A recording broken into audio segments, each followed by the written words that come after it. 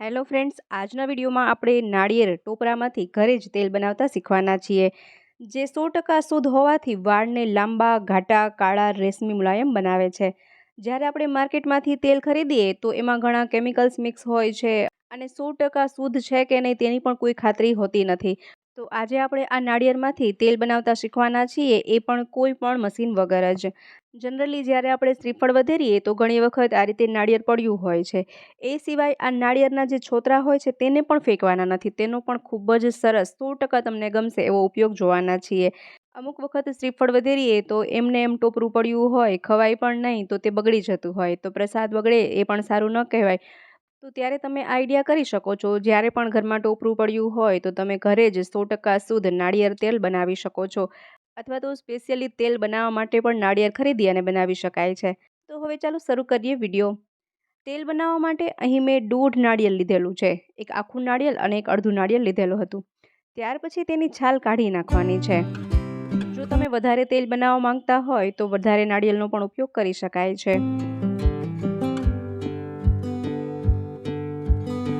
તો આ રીતે નાળિયેરમાંથી છાલ કાઢી નાખ્યા પછી હવે તેના નાના નાના ટુકડા કરી લઈએ.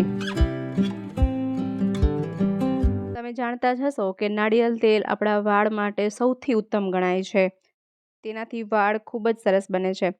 તો અહીં મેં આ રીતે નાળિયેરના ટુકડા કરી લીધા છે. હવે એક મિક્સર જાર લઈએ અને તેમાં બધા ટુકડા ઉમેરી દઈએ અને ત્યાર પછી તેને પીસી લેવાનું છે. જો પીસવામાં હાર્ડ પડે તો તેમાં થોડું પાણી ઉમેરી શકાય. હજુ એટલું સરખું પીસાયું નથી તો તેમાં થોડું પાણી ઉમેરી દઈએ અને ફરીથી તેને પીસી લઈએ. જેટલું ઝીણું પીસી શકાય એટલું ઝીણું પીસવાનું છે.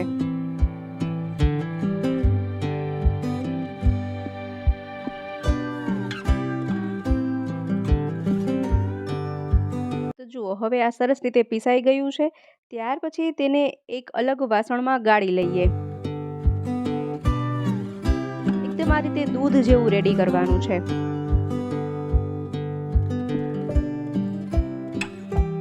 તો આ નાળિયેરના દૂધને ગાળ્યા પછી જે આ ગળણીમાં નાળિયેરનું ખમણ વધે છે તેને એક અલગ વાસણમાં રાખી દઈએ. ફરીથી આપણે આ રીતે બધું જ દૂધ અલગ ગાળી લેવાનું છે.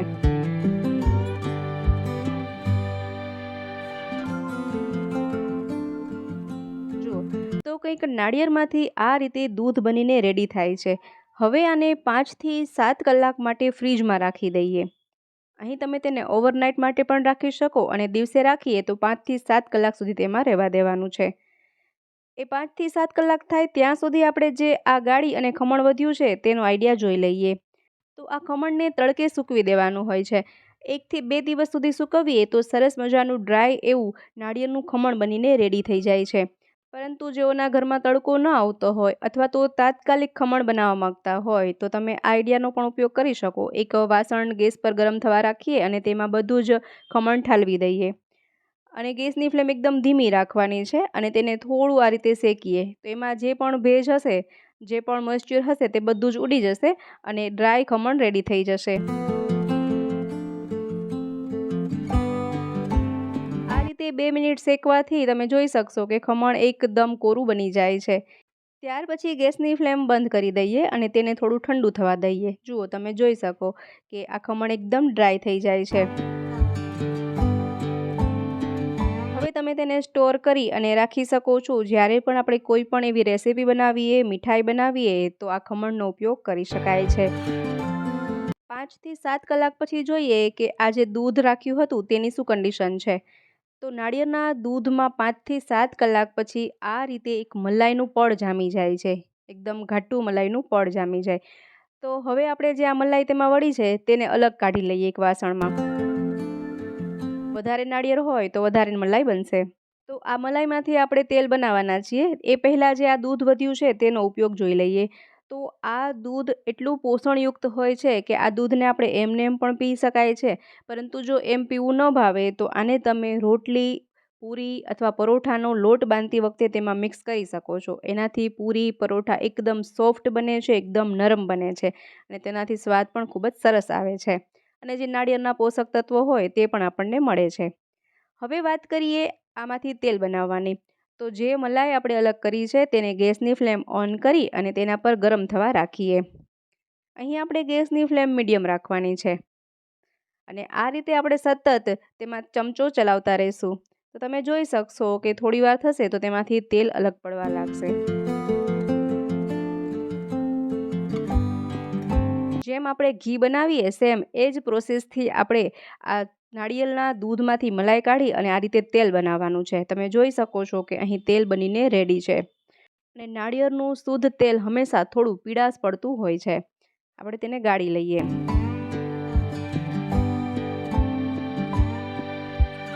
તો અહીં 100% શુદ્ધ એવું નાળિયેરનું તેલ બનીને રેડી છે જે આપણા વાળ માટે ખૂબ જ ફાયદાકારક છે। પહેલાંના સમયમાં તમે સાંભળ્યું હશે કે અગાઉ જે લોકો હતા તે વાળ માટે હંમેશા નાળિયેર તેલનો જ ઉપયોગ કરતા હતા। તેનાથી તેઓના વાળ પણ ખૂબ જ લાંબા, ઘાટા અને ખૂબ સરસ હતા અને એ સમયમાં કેમિકલની એટલી ભેળસેળ પણ નહોતી। પરંતુ અત્યારના સમયમાં જ્યારે આપણે આવી કોઈ વસ્તુ માર્કેટમાં ખરીદવા જઈએ તો તેમાં 100% ભેળસેળ જોવા મળે જ છે। પરંતુ આ રીતે તમે ઘરે જ નાળિયેરમાંથી નાળિયેર તેલ બનાવી શકો છો, વાળને પોષણ આપી શકો છો અને જે એક્સ્ટ્રા ઘરમાં ટોપરું પડ્યું હોય, નાળિયેર પડ્યું હોય તે પણ બગડે નહીં અને તેનો પણ સરસ ઉપયોગ થઈ જાય। હજુ વિડીયો છોડીને જવાનું નથી, નાળિયેરના છોતરાનો ઉપયોગ પણ જોવાનો બાકી છે। 100% તમને એ ખૂબ જ ગમશે। એ પહેલાં આપણે આ નાળિયેરના ખમણનો બીજો ઉપયોગ જોઈ લઈએ। અહીં આપણે આ જે વધેલું નાળિયેરનું ખમણ છે તેને ગેસની ફ્લેમ ઓન કરી અને પહેલાં થોડું શેકી લેવાનું છે। ત્યાર પછી તેમાં અડધી વાટકી દૂધ ઉમેરીએ અને ફરીથી તેને 2 મિનિટ સુધી આ રીતે શેકીશું। સરસ રીતે શેકાઈ જાય ત્યાર પછી તમે તેમાં અડધી વાટકી ખાંડ ઉમેરી શકો છો અથવા તો અહીં અડધી વાટકી ગોળ પણ ઉમેરી શકાય। ગોળ સ્વાસ્થ્ય માટે ખૂબ સારો ગણાય એ માટે મેં અહીં ગોળનો ઉપયોગ કર્યો છે। હવે બધી વસ્તુઓને સરસ રીતે મિક્સ કરી લઈએ। બધી જ વસ્તુ એક રસ થઈ જાય ત્યાં સુધી આપણે તેને ચલાવતા રહીશું। હવે તેમાં ટેસ્ટ અને સુગંધ બંને સરસ આવે એના માટે અહીં મેં 1 ચમચી ઘી ઉમેર્યું છે। ફરીથી બધી વસ્તુઓને સરસ મિક્સ કરી લઈએ। જ્યારે આ રીતે ઘટ બની જાય ત્યાં સુધી આપણે તેને શેકવાનું છે। ત્યાર પછી એક વાસણમાં થોડું ઘી લગાવી અને આ બધું જ મિશ્રણ તેના પર ઠાલવી દઈએ અને ત્યાર પછી તેને ચમચા અથવા તો વાટકીની મદદથી એક સરખું પાથરી લઈએ અને હવે તેમાં શેપ આપી દઈએ। તમે ચોરસ ટુકડા કરી શકો અથવા તો શક્કરપારા જેવો આકાર પણ આપી શકો છો। જુઓ તો આ રીતે આપણે નાળિયેરમાંથી નાળિયેર તેલ બનાવ્યા પછી આ રીતે તેમાંથી ટોપરા પાક પણ બનાવી શકાય છે। ખૂબ જ સરસ અને ટેસ્ટી બને છે। હવે આપણે જોઈએ નાળિયેરના છોતરાનો ઉપયોગ। તો આ નાળિયેરના છોતરાને પણ ફેંકવાના નથી, તેનો પણ ખૂબ સરસ ઉપયોગ જોઈ લઈએ। તો પહેલાં તો આ નાળિયેરના છોતરામાંથી બધા જ છોતરા અલગ કરી લઈએ। જો હાથેથી છોતરા અલગ ન થાય તો આ રીતે કાતરની મદદથી પણ તેને કાપી શકાય। તો અહીં આપણે જે વધારે હાર્ડ છોતરા હોય તે લેવાના નથી, પરંતુ જે આ રીતે છાલવાળો ભાગ હોય તે આપણે કટ કરી લઈએ।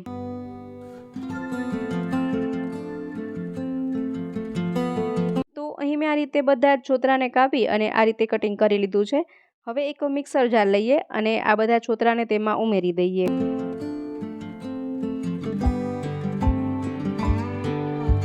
અને તેને જેટલું ઝીણું પીસી શકાય એટલું ઝીણું પીસી લેવાનું છે।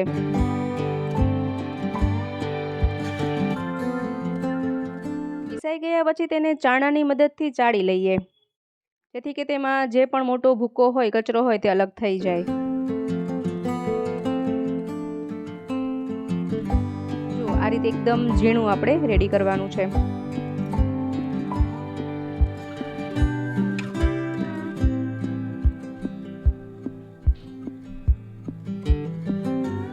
ત્યાર પછી અહીં આપણે જે ભગવાનની પૂજા માટે ફૂલ વગેરે ચડાવતા હોઈએ તે ફૂલ વધ્યા હોય, સુકાઈ ગયેલા ફૂલ હોય તેને પણ ફેંકવાના બદલે આ ભૂક્કામાં સાથે મિક્સ કરી દઈએ। એ સિવાય દીવાબત્તીનો જે સામાન હોય, વાટ, અગરબત્તી, દિવાસળીની સળી એ બધી જ વસ્તુઓ જે છે તેને પણ આપણે ફેંકતા નથી, પાણીમાં પધરાવીએ તો આ બધી જ વસ્તુઓ આ મિશ્રણમાં સાથે મિક્સ કરી દેવાની છે। ત્યાર પછી 2 થી 3 તમાલપત્ર ઉમેરીએ, 20 થી 25 નંગ લવિંગ ઉમેરીએ અને 50 ગ્રામ જેટલું કપૂર ઉમેરીએ। અહીં તમે ભીમસેમ કપૂરનો પણ ઉપયોગ કરી શકો છો અને 50 ગ્રામ જેટલું ગુગળ ઉમેરીએ।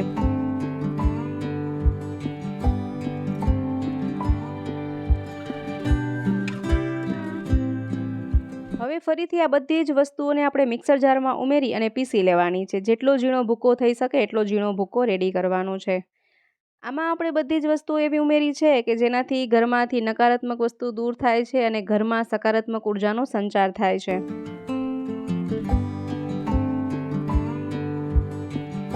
ત્યાર પછી અહીં મેં ચંદન લીધેલું છે. અહીં તમે કોઈ પણ ચંદન લઈ શકો, ગોપી ચંદન પણ મિક્સ કરી શકાય છે. અને ત્યાર પછી અહીં મેં કપૂરનું તેલ લીધેલું છે, તે આમાં ઉમેરીશું. અહીં તમે તલનું તેલ લઈ શકો છો અથવા ગાયના ઘીનો પણ ઉપયોગ કરી શકાય. જો ગાયના ઘીનો ઉપયોગ કરીએ તો એ સૌથી ઉત્તમ ગણાય. હવે આ બધી જ વસ્તુઓને સરસ રીતે મિક્સ કરી લેવાની છે.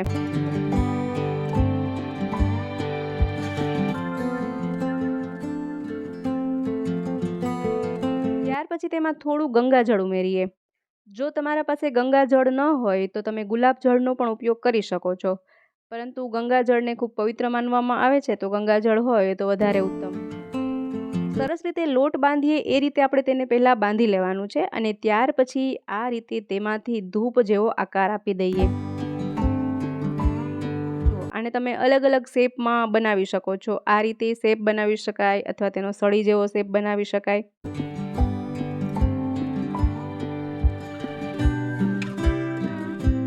તો અહીં આપણે નાળિયેરના છોતરામાંથી ધૂપ રેડી કર્યો છે. આને આપણે સૂકવી દઈએ અને બીજા દિવસે તેને ઉપયોગમાં લઈ શકાય છે. જ્યારે સુકાઈ જાય ત્યાર પછી તેને સરસ રીતે પ્રજ્વલિત કરી શકાય છે. ચાલો આપણે તેમાંથી એક ધૂપ પ્રગટાવીને પણ જોઈ લઈએ. આમાં આપણે જેટલી પણ વસ્તુઓ મિક્સ કરી છે તે બધી એટલી બધી એનર્જેટિક છે કે તેનાથી ઘરમાંથી નેગેટિવિટી દૂર થાય છે, ઘરમાં પોઝિટિવિટી આવે છે અને ઘરનું વાતાવરણ શુદ્ધ થઈ જાય છે. જુઓ આ રીતે જ્યારે આ ધૂપનો ધુમાડો આખા જ ઘરમાં ફેલાય તો ઘરનું વાતાવરણ એકદમ સકારાત્મક બની જાય છે અને ખૂબ જ સરસ તેનો પ્રભાવ પણ જોવા મળે છે. તો આ રીતે તમે ઘરે જ ધૂપબત્તી બનાવી અને રાખી શકો છો અને દરરોજ આ રીતે ધૂપ કરી શકો છો. તેનાથી તમે 100% ઘરમાં જોઈ શકશો કે ઘરમાં ઘણી બધી દરેક ક્ષેત્રમાં વૃદ્ધિ થતી જોવા મળશે, ઘરમાં હંમેશા પોઝિટિવિટી જોવા મળશે અને ઘરનું વાતાવરણ પણ હંમેશા ખુશીઓથી ભરેલું જોવા મળશે. તો મિત્રો, આશા રાખું છું આજનો વિડીયો તમને ખૂબ જ પસંદ આવ્યો હશે, સાથે ઉપયોગી પણ રહ્યો હશે. વિડીયો પસંદ આવ્યો હોય તો વિડીયોને લાઇક કરજો, શેર કરજો, તેમજ અમારી ચેનલ પર નવા હોય, પહેલી વાર ચેનલ પર વિઝિટ કરી રહ્યા હોય તો ચેનલને સબસ્ક્રાઈબ જરૂરથી કરજો. ફરી મળીશું નવા વિડીયોમાં નવા જ આઈડિયાઝ સાથે. ત્યાં સુધી જોતા રહેજો આપણી ચેનલ બી ક્રિએટિવ.